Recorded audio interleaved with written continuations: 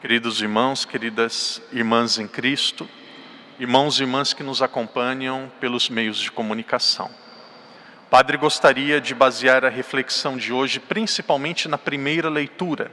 Desde a última semana nós estamos ouvindo textos dos Atos dos Apóstolos.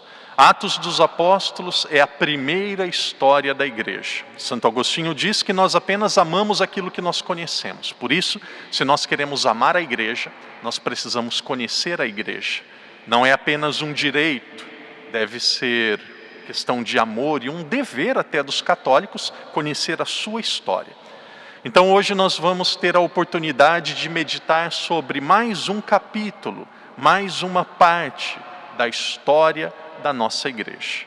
No começo dessa homilia eu já posso adiantar que essa será uma das homilias mais importantes que eu já fiz em Macau. Não porque eu vou trazer novidades, mas que o conteúdo da homilia, se vocês conseguirem entender, perceber o que o padre vai dizer, vocês vão dar um salto enorme de qualidade no conhecimento da nossa fé. Existem pregações, existem homilias que tocam o nosso coração, existem homilias que nos fazem chorar, existem homilias que possivelmente nos fazem rir, mas esta é uma homilia, eu desejo isso, que o Espírito Santo me ajude, que seja uma homilia que possa tocar a sua cabeça, que possa fazer você entender como que é a nossa fé, como que é a Igreja Católica.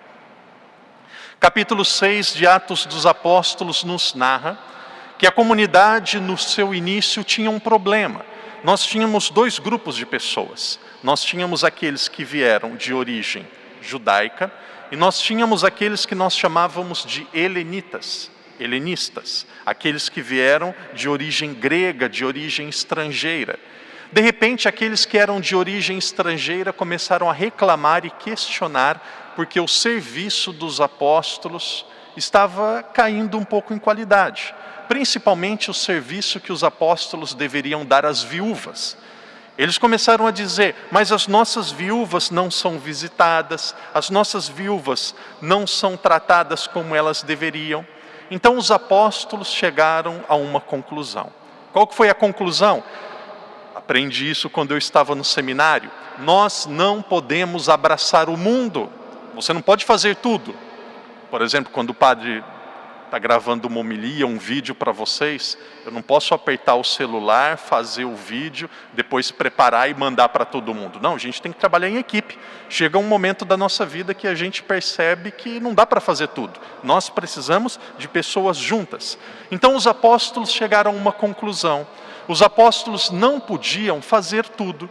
Então os apóstolos decidiram, nós precisamos de pessoas específicas na comunidade para fazer o trabalho social. Neste momento começou algo na igreja chamado o sacramento da ordem através do grau da diaconisa, através do grau do diaconato. Então, naquele momento, quando os apóstolos perceberam que eles não podiam fazer tudo, que eles precisavam de ajuda, o sacramento da ordem que já existia, através dos padres, através dos bispos, ganhou um novo grau, que foi os diáconos. Alguns homens foram ordenados diáconos, e eles tinham uma responsabilidade muito específica, o cuidado social da comunidade. Então, os bispos, que eram os apóstolos, eles deveriam cuidar da oração e da pregação da palavra. E aí surgiram os diáconos, que deveriam cuidar principalmente do trabalho social. Mas qual que é o detalhe mais importante, o detalhe mais belo dessa primeira leitura? A primeira leitura diz assim, os apóstolos escolheram diáconos, escolheram 7 homens. O primeiro nome é o nome de Estevão. Depois os apóstolos oraram, rezaram, impuseram as mãos sobre eles e eles se tornaram diáconos. Aqui tem algo fantástico, vocês conseguem perceber? Os apóstolos impuseram as mãos sobre eles.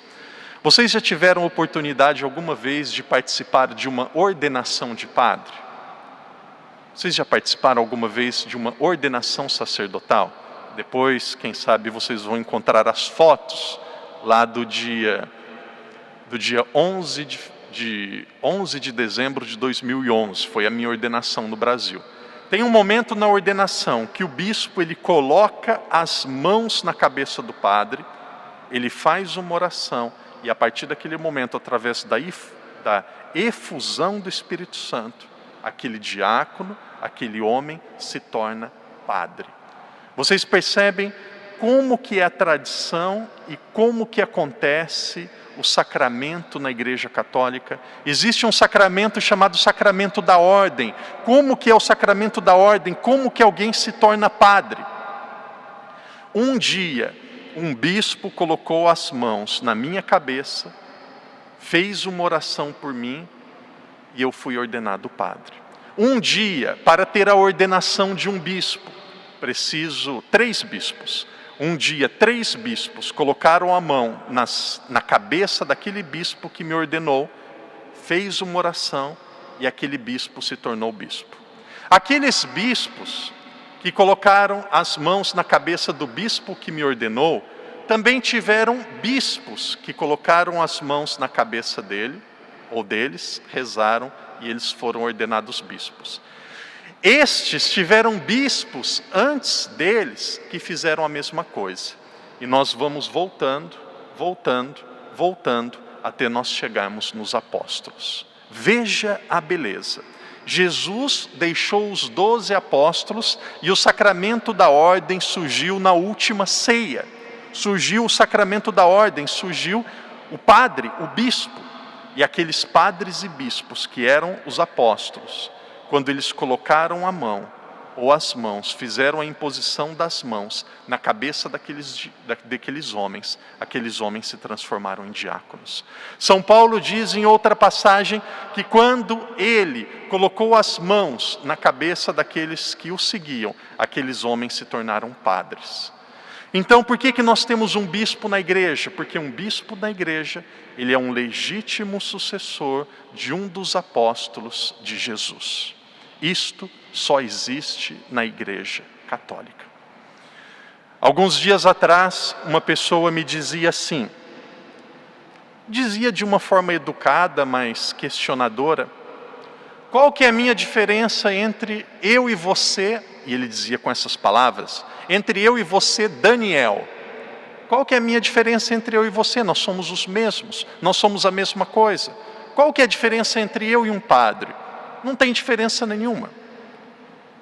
Não era um bom ambiente para discutir, um almoço entre amigos, família. Eu não vou discutir religião nesses momentos. Existe diferença entre os padres e os leigos. Existe diferença entre os padres e os pastores de igrejas protestantes. Existem diferença entre os padres e os líderes das outras religiões do mundo. Sim e não. Por que não existe diferença? Porque se eu não cuidar da minha saúde, eu vou ter diabetes, como eles. Se eu não dormir bem à noite, no outro dia eu fico cansado o dia todo. Se eu não fazer exercício físico, eu vou engordar. Se eu não cuidar bem da minha saúde, eu fico doente. Eu preciso escovar os dentes e tomar banho todos os dias. Isso existe com eles e existe comigo. Porém, nos sacerdotes, nos bispos da Igreja Católica, existe algo que não existe nas outras igrejas. E aqui está a grande diferença. Existe algo chamado sucessão apostólica.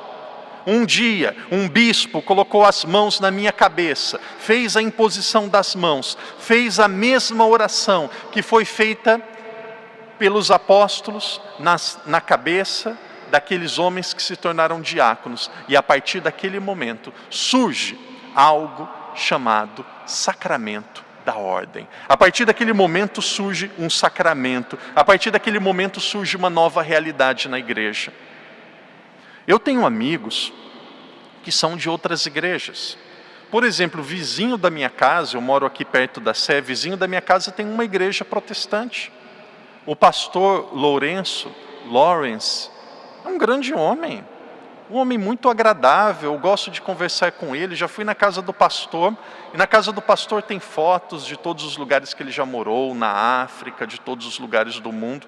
É um homem muito bom, um homem que eu tenho um relacionamento muito bom. Existem algumas igrejas protestantes que parece que os líderes acham que Deus é surdo, de tanto que eles gritam e fazem barulho, mas Deus não é surdo, não precisa gritar, Deus ouve bem. Mas o pastor é nosso vizinho e é um ambiente tranquilo, fantástico, sem gritaria. Mas um padre católico não é como um pastor protestante, porque o pastor protestante não tem a imposição das mãos dos apóstolos e não tem o sacramento da ordem. No momento que aquele jovem se torna sacerdote, o Espírito Santo toca o coração daquela pessoa. E junto com os bispos, aquele padre se torna parte da sucessão apostólica. Aquele padre ele torna-se parte de uma linha de apóstolos, e aqui de forma especial os bispos, se torna parte de uma linha de apóstolos que se torna ininterrupta. Para Martinho Lutero, fundador das igrejas protestantes, e para muitos que são evangélicos e protestantes, a história começou em 1521, quando foi fundada a igreja protestante. Não, desde a época de Jesus até hoje nós vamos percebendo que existe uma sequência que nunca foi interrompida. Segunda parte da reflexão. Aconteceu em Macau, é praticamente público, muitas pessoas sabem, isso se tornou público. Público porque apareceu na televisão, existem documentos, cartas, muitas coisas. Aconteceu um caso triste em Macau em relação a um sacerdote. Quando você ouvir ou ver um contratestemunho de um padre, de uma freira, ou de um leigo que está sempre na igreja, participando da missa todos os dias, eu penso que nós devemos ter duas reações. Primeira reação, e aqui entra um ato de muita humildade, você vai dizer assim: obrigado, Jesus, porque se não fosse o Espírito Santo e a tua ajuda, eu teria feito o mesmo, ou teria até feito pior, porque nós sabemos o barro que nós somos, nós sabemos que nós também podemos errar. Primeira atitude: obrigado, Jesus, porque o Senhor me preservou, ajudai-me a nunca ser escândalo para a vida de ninguém. Essa é a primeira atitude, não julgue, porque poderia ter acontecido com cada um de nós. Segunda atitude, e alguns, eu ouvi uma pessoa dizendo assim: estou decepcionado com a igreja católica, agora que eu não vou ser católico mesmo.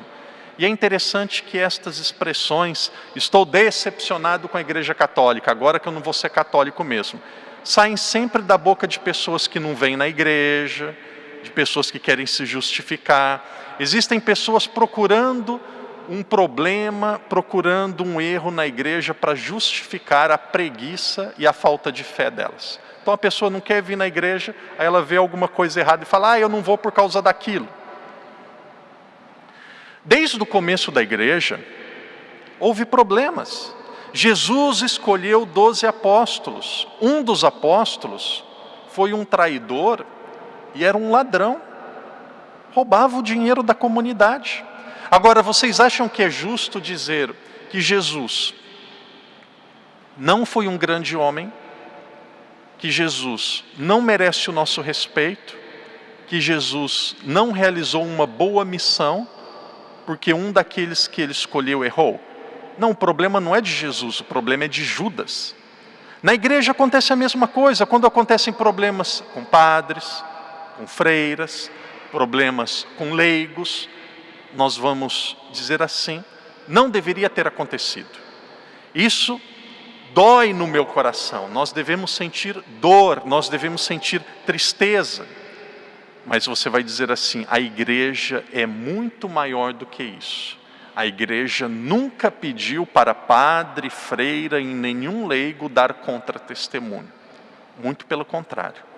Às vezes, principalmente no Brasil, algumas pessoas, já ouvi pessoas que agora mudaram de religião, essas pessoas dizem assim: quando eu era católico, eu bebia, fumava, bagunçava, saía à noite, era adúltero, tinha outras mulheres.